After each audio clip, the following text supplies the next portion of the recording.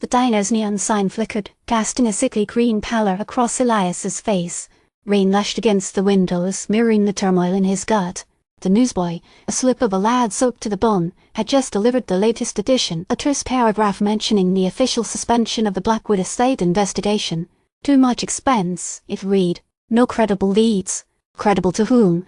Elias wondered, tracing the twisting, unnatural ridges forming on his hand, hidden beneath the cuff of his coat. Something bothering you, Mr. Thorne? Silas's voice was a low rumble, like distant thunder. He's been unnervingly quiet since they left the diner, his gaze fixed on the rain-streaked road. They're burying it, Elias said more to himself than to Silas. Just burying it. Silas nodded slowly. Doesn't power rarely like things they can't control. The Packard rumbled onward, leaving the diner's fragile glow behind. Silas's residence, the Victorian mansion looming dark against the storm-ravaged sky, offered little comfort.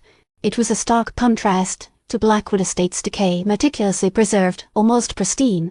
My study is this way, Silas said, his voice echoing in the cavernous hallway. The air inside was thick with the scent of old paper and beeswax polish. Floor-to-ceiling bookshelves lined the walls, crowned with ancient tomes bound in leather and strange symbols.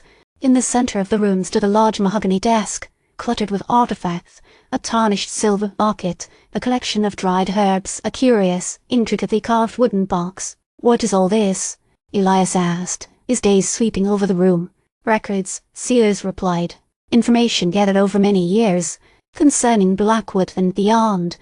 Elias felt a chill crawl down his spine, colder than the rain-soaked air.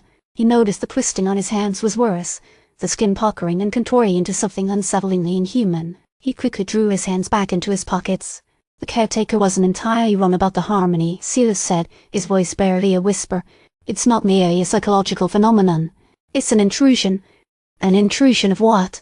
Silas hesitated, then pointed to a small ornate music box on the desk. Its lid was slightly ajar, emitting a faint, ethereal melody that seemed to vibrate within Elias's very bones. Frequencies, Silas said.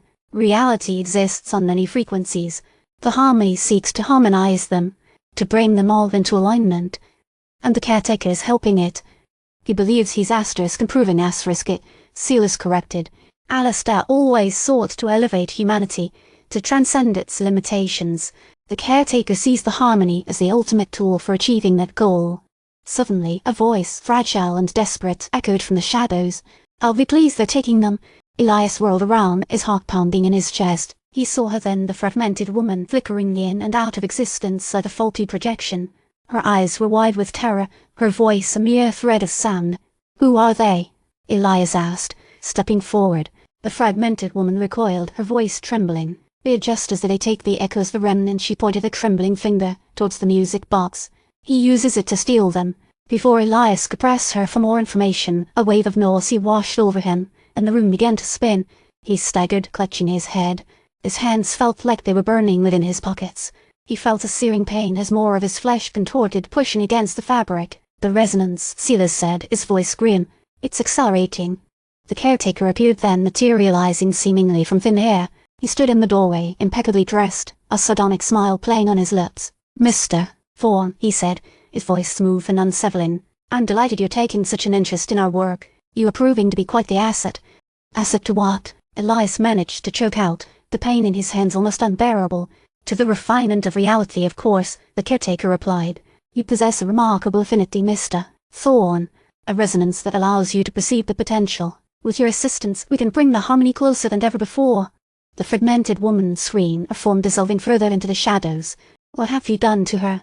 Elias roared, ignoring the burning agony in his hands. The caretaker simply smiled. She has simply transitioned to a higher plane of existence, Mr. Thorne, a necessary step in the process. He then fixed his gaze upon Elias. Your contribution, however, is still required. He raised his hand, and the music box began to play a louder, more insistent melody. The pain became blinding. Elias felt his mind fracturing, his memories blurring. He saw flashes of Blackwood Estate, the harmony, Alistair's face twisted in a maniacal grin. He felt himself being called, stretched, reshaped into something else. He felt himself losing control. You can't do this, Elias cried out, but the words seemed to come from someone else. The caretaker's smile widened. Oh, but I can, Mr. Thorne. I asterisk him asterisk. Then darkness. When Elias awoke, he was lying on the floor, the room spinning. He looked down at his hands. They were no longer his. They were wrong, twisted, elongated, covered in scales. His knuckles were misshapen, his fingers tipped with sharp, unnatural claws. He tried to speak, but the sound that came out was a guttural growl. He was something else now, something altered. The caretaker stood over him, his smile unwavering. "Excellent," he said. "You're adapting beautifully. Now, let's begin the recalibration."